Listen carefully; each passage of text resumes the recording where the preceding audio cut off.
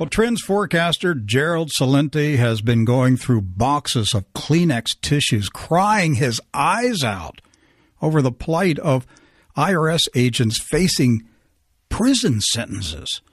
Gerald is on the telephone to share his heartbreak with you and me. Gerald, you going to make it? You okay? Well, anytime somebody in the IRS gets in trouble, boy, it just breaks my heart. It is, isn't it sad watching these guys squirm on the hot seat?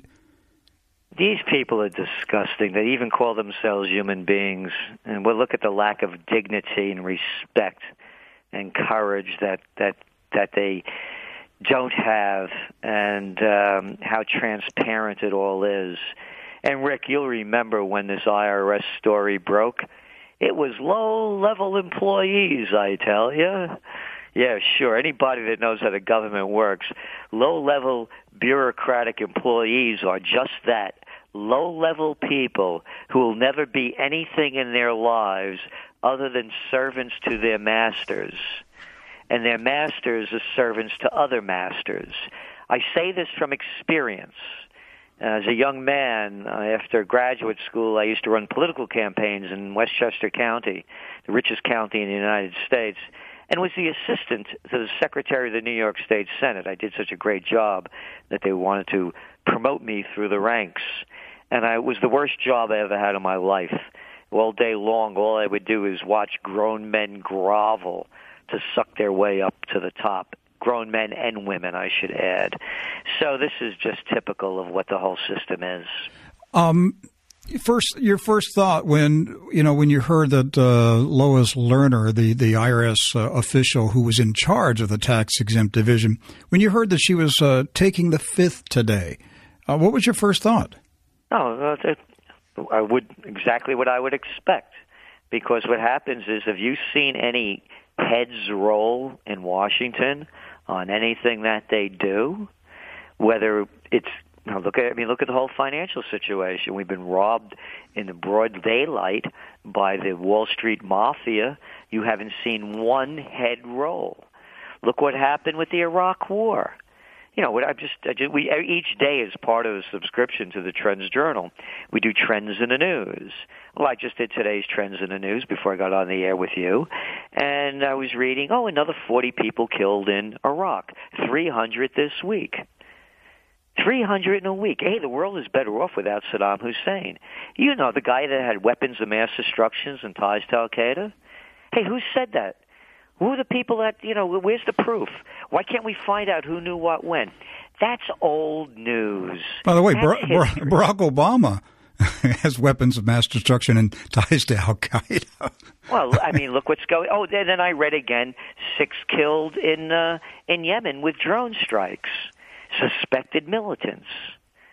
That's what happened to due process in the Constitution. So what I'm saying is that there is no morality. So without any morality, how could there be any legality? We're in an age of lawlessness, Gerald. Exactly. Again, immorality. That to me is where it all starts. And I don't mean that, on the religious sense. I mean it on the deepest human spiritual sense. So, of course, religion is a part of that. But it's morality. It's do unto others as you would have them do unto you. In the United States, they're terrorists. So they're not. Who's the terrorists? Aren't we the ones attacking other countries? What if the Afghans were attacking America? What if the Iraqis were attacking America and they were in a neighborhood near you? I would be one of the first guys out there with my weapons trying to blow their brains out. But no. When we're in a foreign country and they want us out, they're militants and they're terrorists, boys and girls. So going back to the IRS, it's more of the same. Oh, look, here we are. Today, Ben Bernanke announced that more quantitative easing. You mean Osama Ben Bernanke, America's public enemy number one? 100 years of Federal Reserve rule over the American people? You want to talk about tyranny and dictatorship? They're in control of our money supply, and this guy telling us what they're going to be doing? And then they do it and they get away with it? So, no, this is just more of the same, a different face, a different lie, and a different crime. I know it's really difficult for the Obaministas right now to keep track of the lies. I mean, they got so many scandals breaking out simultaneously that they can't remember what they said yesterday. But, Gerald, do you have any thoughts about why all of these scandals broke simultaneously on Mr. Obama? I just think it was, I have no inside knowledge. I just think it, just happened as it happened. But fear not, Rick. Watch for another wag the dog moment. Well, I remember them well under Bill Slick Willie Clinton. Oh yeah, every time that he got caught in a scandal, it was bombs away over Baghdad. How about another missile in Mogadishu or somewhere around Mozambique, wherever? Don't forget about Yugoslavia. They got pounded. Wasn't that a lovely war? Destabilizing that region as well. Yeah, so that's what I expect. Another wag the dog moment that will make people forget these things. I was going to bring this up because just a few minutes before coming into the studio, I saw this article out of Depka File and the Times of Israel and various Israeli newspapers today, stating that an Israeli Air Force general said, we may attack Syria at any moment. And why shouldn't they? I mean, they attack anybody that they want. America attacks anybody that they want. Why shouldn't they attack Syria? After all, Israel has the supreme right to defend themselves. And they warned, by the way, a few days ago, that if Syria retaliates, they'll be angry and bomb them again.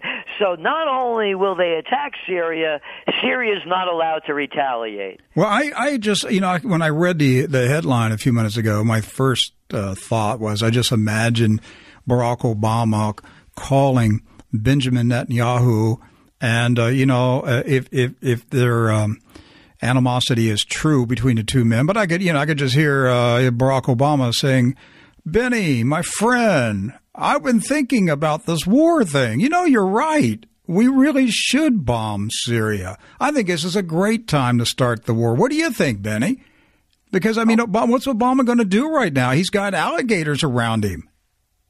Again, I also, by the way, I believe that part of Obama's trip to Israel recently was to discuss the war plans.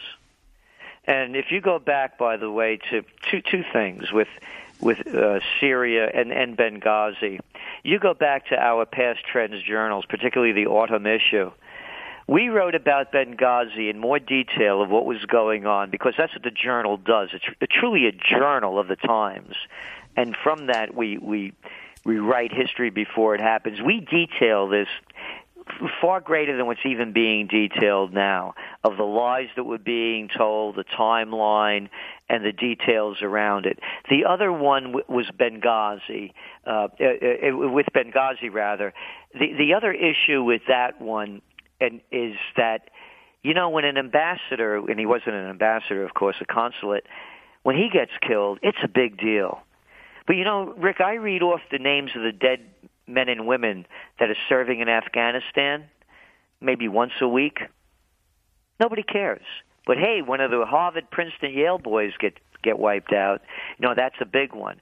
So I believe that Obama's trip over there had to do with Syria, Iran, and what was going on in Libya, and that plans have already been made to attack and become involved in Syria, and that's why his trip to Israel was so important. Of course, the other thing that we could consider is that these multiple scandals, Benghazi, the IRS, spying on reporters, and so forth. Gerald, this could end up costing the Saudi royal family billions of dollars to buy him off of this one. Yeah. You know how many people, how many reporters, how many judges, how many people you got to pay off? This is going to cost the Saudis billions. Well, yeah, but there was a great, wonderful, our great allies, the Saudis, that wonderful kingdom. You know, I love when the Obama apologists make excuses of why we're still in Afghanistan, why they had the troop surge, was to bring independence and freedom to the Afghani women. You know, you heard that one. You know? Yeah, right. Well, you know, Saudi Arabia, the place where women can't drive a car, right? And it gets worse. But yesterday in the news, I'm going through all the international news, and there's a picture of two cranes with a line going between them, parallel to each other, with 5 headless people hanging from them, upside down, sideways, in a public display that the Saudis just executed. Aren't they wonderful? Isn't that a great ally to have? And showing the dead bodies of these 5 Yemenis that they accused of stealing money or doing something, hanging in public display. These are the American allies. These are the places where we send our men and women to go to protect. This is at a level of insanity. Now, when this is read in the future, and of course history will be distorted, but even at its distorted level, people are going to say, my God, this was actually going on? Jaron, I sincerely, I mean, we make a lot of comments here, but honestly, I think a spirit of madness has overtaken the country. I think it's overtaking the world. Mm-hmm. Look at the leaders. It's a freak show. Mad Magazine or Marvel Comics could not create better characters than Hollande or Sarkozy of France. That little chicken hawk, that little Eton boy, Cameron. That other guy over here, Obama, the one before him, Bush. Cheney is right out of central scripting for, you know, the evilest of the evil empire madman behind the scenes. Clinton, the con man extraordinaire. These are sociopaths and psychopaths. Right here in New York, now we have Anthony Weiner running for mayor. This is the guy that was caught on Facebook and Twitter doing these grotesque tweets and showing himself in underwear with bulging to show what a man he is now running for mayor. Sociopaths and psychopaths.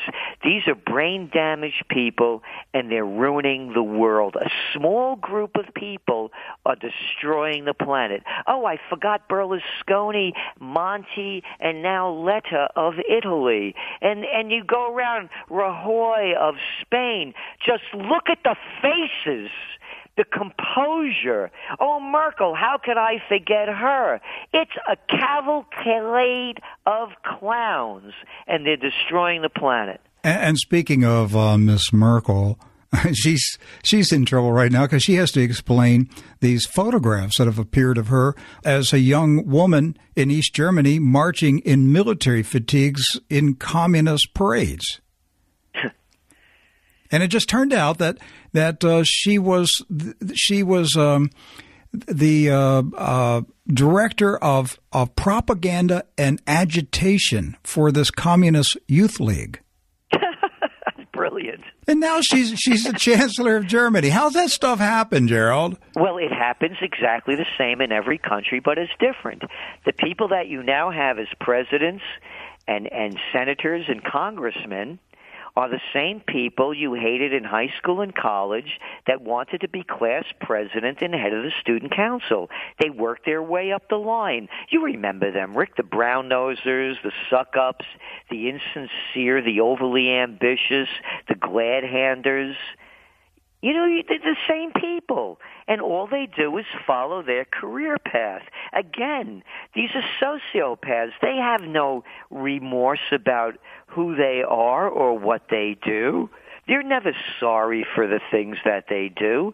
And again, this Anthony Weiner, and the perfect name, by the way, for the guy, the perfect name for a guy. And here he is running for mayor. Oh, and by the way, he has about a $5 million war chest. Gerald, I do believe that there is a hidden shadow network of of men and women. No, I'm not saying a conspiracy. I'm just talking about it's just a very tight circle of people that know each other, went to college with each other, have been in business, that come from the royal blue blood families, and it's a very small group. But I believe that they are constantly recruiting. They're looking for new young talent. They're always bringing bright young men and women into their web to train them up to keep this little regime propped up over decades. Oh, I agree with you 100%. I put it into different language. Harvard, Princeton, Yale, bullets, bombs, and banks. There you go. I mean, that's it. It's there's no business like war business. Yeah, bullets, bombs, and banks. So when you're talking about recruiting them, yes, it's a small group. It's the blue bloods. You see, what people don't understand, and they have to get used to, is that they're better than we are. You understand that. When they commit crimes, they don't pay for them. The smallest violation that we make, they have us there for full enforcement of the law.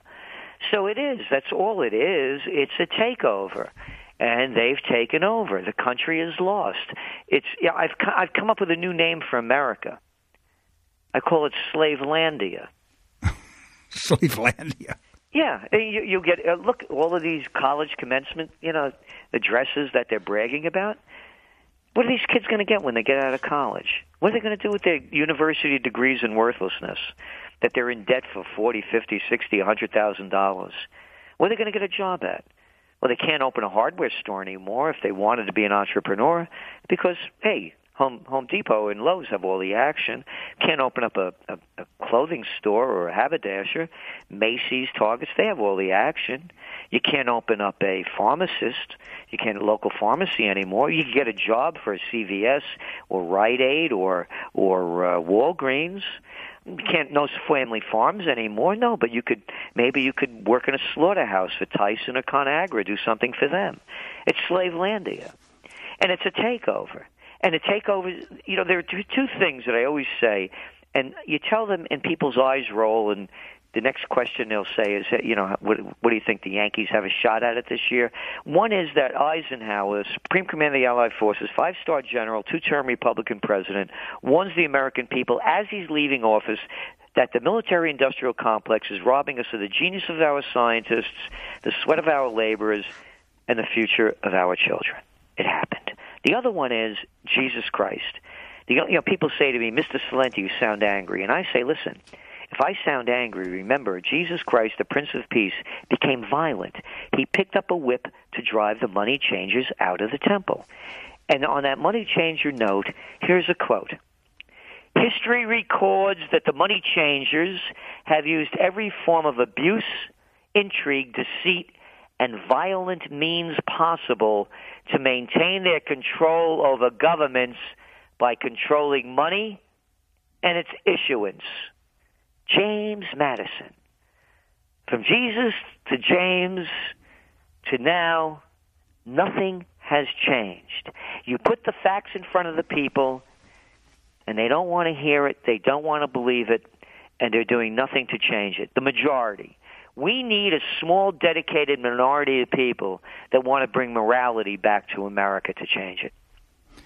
And I always recall, that famous quote from President Andrew Jackson about the bankers, where he said, I'm just paraphrasing him, by God, I will drive you out of this country, talking about the bankers. Yeah. Because they've always, from the very beginning of this nation, we're seeking to take control of the nation. But again, this is as old as Christ.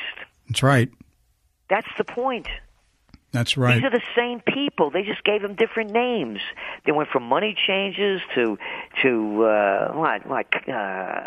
loan sharks, the bankers. Gerald, I got about 2 minutes. Where do you see this going in the coming decades? Well, again, it's a decline unless the people move it forward. Protests are worthless. We need a new system. And I'm a strong proponent of direct democracy. we don't have any democracy. We have a gang of 535 that are senators and congressmen that tell 315 million people what to do, and they only represent the most powerful and the people that give them the most amount of money. I mean, anybody knows that. They call it campaign contributions. I call them bribes and payoffs. And in Switzerland, it works pretty well. If we want to go to war, let the people vote. You want to bail out banks, let the people vote. If we could bank online, we could vote online. Could it be corrupted? Less so, I believe, than the corrupt system that we have now, where all states have, different methods of cheating and letting their guy win. It could be totally transparent, and we could have the best, and make it totally open, so it could be, the algorithms could be monitored by the best computer skilled people around, and we have to bring it back to the people. But most of all, nothing is going to change until the individual changes. And when I say that, I mean change spiritually, emotionally, and physically. Stop eating junk food. Buy the highest quality. Support your local merchants. Break the chains. Don't buy anything at chain stores that you don't have to. Get yourself in the best shape you can, again, spiritually and emotionally. And when the people change, that's the only way I believe it's going to change. And you're going to have to decide you don't want to live in Slavelandia anymore. No. I'd like to expatriate to Fredonia. Do you remember Fredonia? Fredonia. Oh, yeah. See, Who there said you it? go. The Marx Brothers. That's right. The Prime Minister was Groucho Marx. That was a great country to live in. My guest, Gerald Celente, and he's the publisher of the TrendsJournal. You can subscribe. I receive it here at my office every month, TrendsResearch.com. Thank you, Gerald. Hey, thanks so much for having me on.